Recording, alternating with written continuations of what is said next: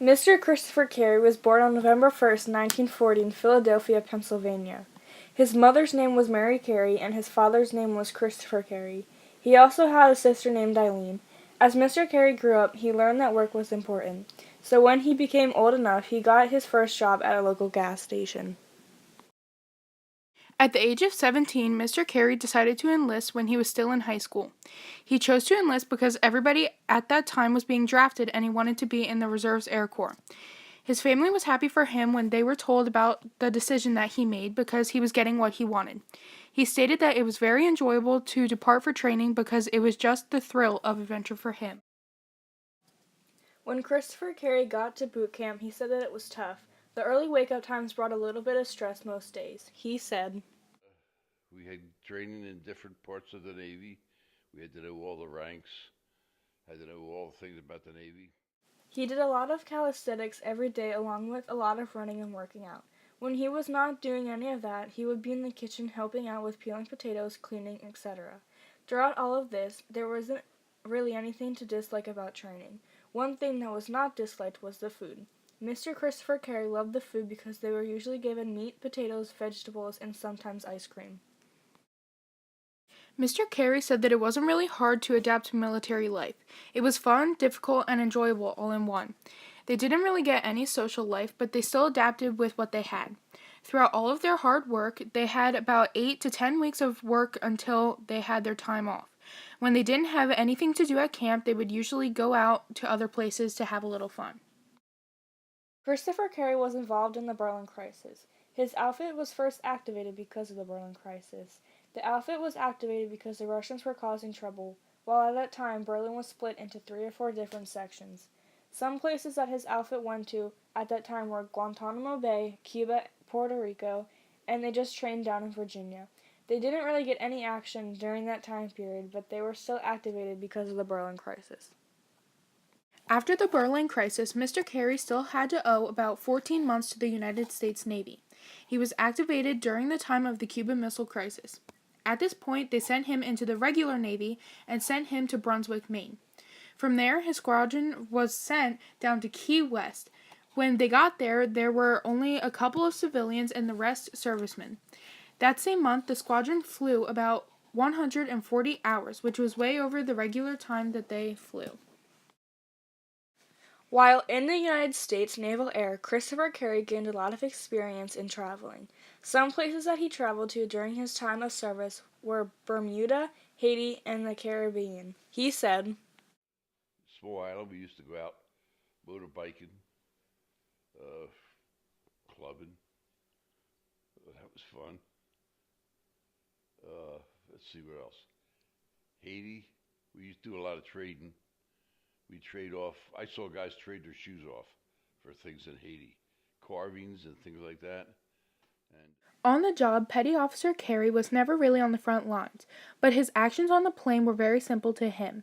They had various pieces of electronic equipment that they had to monitor. They also had to watch ships and submarines to make sure that they were doing what they were supposed to and going where they were supposed to go. If they did find a submarine or ship that was going in or out when they weren't supposed to be, they would have to contact senior management so they could handle it from there. They called themselves the Eyes of the Sky. Carey couldn't think of a better job that he could have been doing at that time. At this point, Christopher Carey didn't think that any of this was really challenging to him, but as he looks back at it, he thinks that it was a lot harder than what he thought. The most challenging thing they ever had to do was when they almost had to bail out of their plane. Everyone in the plane was worried at the time, but they were okay because it ended up just being that one of the pilots put the plane on automatic and the other didn't realize it. All men and women who are fighting to protect our country may have to witness something terrifying, a casualty. For Mr. Carey, he had seen only one. Till this day, he remembers the horrible casualty of his fellow United States Naval Air crewman. Everyone has their own story when they experience something. Mr. Carey shared one of his stories with us. I guess it was towards, I can't recall the date anymore, but sometime October, it was November, December, we were on a patrol and we saw the Russians leaving. And so our radioman signaled them with the flashing lights, Morse code. and told them to uncover the crates. They uncovered the crates. There were the planes and the rockets they had given to Cuba. They were taken back out. So that was amazing to us. We were the ones that found it. And what happened was our time, we had been out like 12 hours on patrol. Our time was up. We had to go back to the base. The next crew came out to relieve us. Then they sent all the photographers out to take pictures, and the other crew got their picture in the paper. But hey, that was no big deal.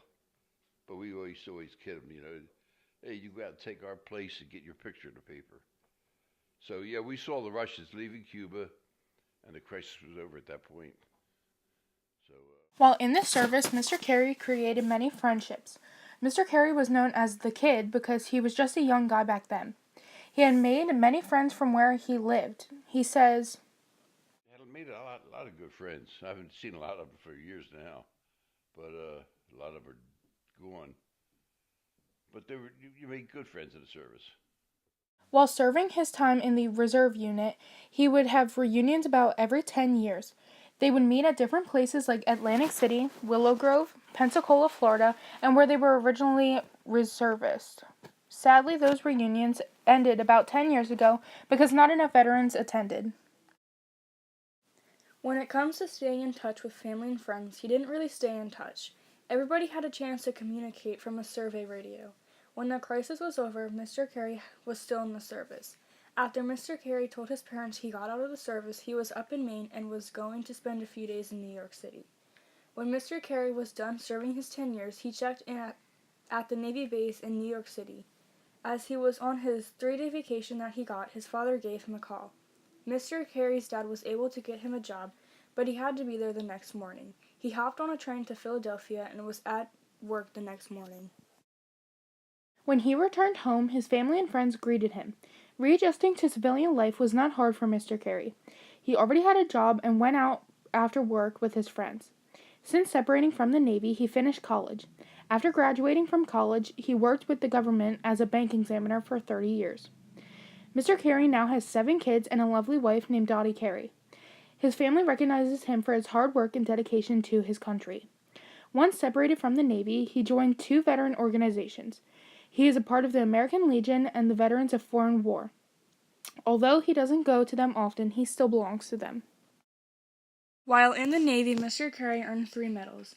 Mr. Carey was awarded with a National Defense Serving Medal, a Naval Reserve Meritorious Service Medal, and a Navy Expeditionary Medal. Mr. Carey was awarded with these medals for being in the service for 4 years, good conduct, being in the Navy Reserve for a period of time, and spending time down for the Cuban Missile Crisis. When he received these medals, his family and friends were happy for him. Mr. Carey says that there isn't anything special about earning these medals, but that it was nice to be recognized. While everyone has their own opinion on war, Mr. Carey shares his by saying, I'm like a hawk. I mean, my idea is if somebody pounds you, you pound them back twice as hard. And I'm for the military 100%. So I don't believe in talking and wasting time. You get over there and pound them and get it over with. while serving for the Navy, he grew up faster and was able to experience history. Christopher Carey would like to leave a message for many generations to come.